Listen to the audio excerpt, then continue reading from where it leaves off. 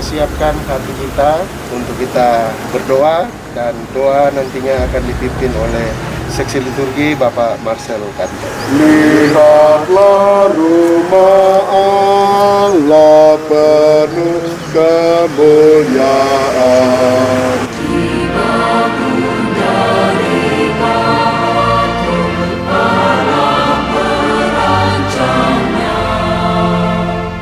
Kami bersyukur kepadamu atas rahmat kehidupan yang senantiasa Engkau nyatakan dalam diri kami.